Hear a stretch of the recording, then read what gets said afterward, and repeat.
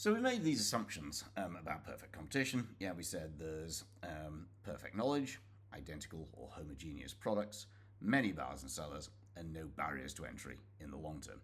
But the reason that we're looking at this, remember, is we're trying to look at how firms are going to make their decisions.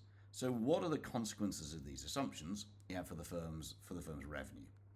So what you'll think about is this market's really price competitive.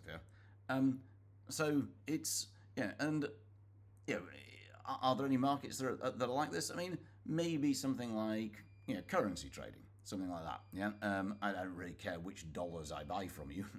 All dollars are the same. If I'm turning my pounds, if I'm turning my sterling, my pounds into dollars, I'm just going to probably pick the firm with the cheapest commission. Or the best exchange rate. Information is pretty good. I'm most likely to do it on the internet and so on. So there are some markets that have some of these characteristics. But for the sake of argument, imagine we're talking about a fruit and vegetable market or something. Where I live in Oxford. There's one every Wednesday. And if you go down there, you're gonna see lots of sellers. They're all selling tomatoes. So I go there, there's a seller selling tomatoes, there's a seller, there's another seller, there's another seller, there's another seller, there's another seller. Here's me. I'm looking to buy tomatoes. And this guy's charging £10 a kilo, and this woman's charging £10 a kilo, she's charging £10 a kilo, they're charging £10 a kilo, he's charging £10 a kilo, and so on. All tomatoes are identical. I'm pretty well informed. I can see what's going on. There's plenty of choice. Potentially there's another stall here that somebody could come and enter if they wanted. What's going to happen to this person if they decide that what they're going to do is they're going to increase prices to £10 and 1 pence per kilo? Am I going to buy from them? Obviously not, because I can buy identical products from any one of those sellers as well. And if they decide theoretically that they're going to join together, well, another guy can come in here and charge £10, or somebody can come here, or somebody can come here, and so on. So what's going to happen to this person is their sales demand for them will fall. And it's not just going to fall, it's going to fall to zero. So essentially what that means is that firms in this market are price takers. They have to accept the price that they're given, because if they charge a higher price than other firms in the market, they won't have any customers at all. So what does that look like? So firms are price takers. They have to accept the market price. What does that look like? Let's look at what that looks like on a diagram. Here's money, price and costs. There's output. Let's imagine this. This was a tomato seller who was selling, 50 kilos of tomatoes per day, and they were charging a price, of £10. So that was their situation before they made the unwise decision, of deciding to increase their price. So then they increased their price, to £10 and 1 pence. How much demand are they going to have? They're going to have none.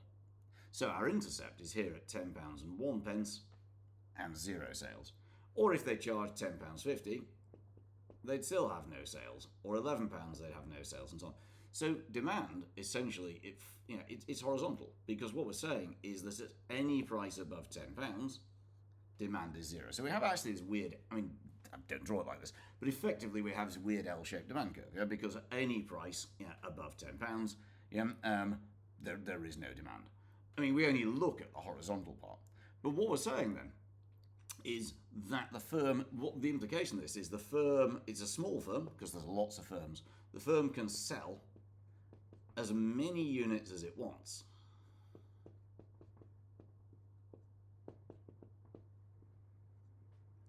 At a price of £10, at the current market price.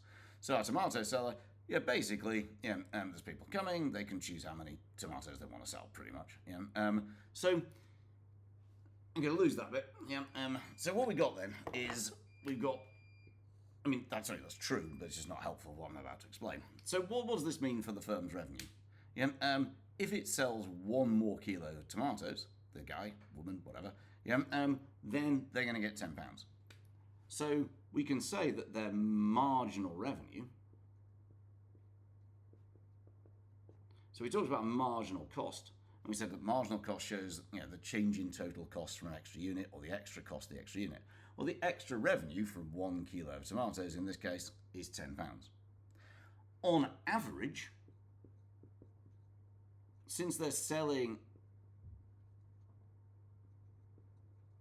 every single unit at £10 in this way, and whatever they do, they get £10 a unit, their average revenue is also £10. So, and that is showing the demand for the firm. So their demand curve is completely horizontal. It's perfectly elastic. Because any price above £10 means that demand, a teeny tiny increase in price causes demand to fall to zero.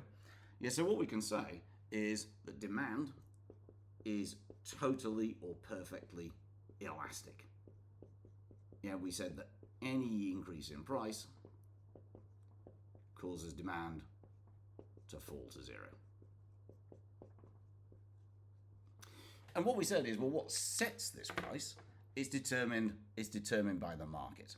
So it's determined by all the buyers and sellers in the market. So if we look at the full model of perfect competition in revenue terms, what we've got is we've got the market here. So this is the industry. Here's price or money, whatever you want. Here's quantity. There's supply. There's demand. There's a price of 10 quid. That's the total demand for tomatoes in Oxford or in the UK. We're talking about millions of units here. The firm is tiny compared with that. And really, since every other firm is charging a price of £10, our firm has no choice other than to charge £10 as well. So the firm's demand line is horizontal because any increase in price causes demand to fall to zero. Every extra unit they sell generates £10, so that's their marginal revenue, and on average, they get £10. So that, the firm, compared with the millions of units in the market, that's 20 kilos, that's 40 kilos or something, the firm is very, very small and is essentially a price taker.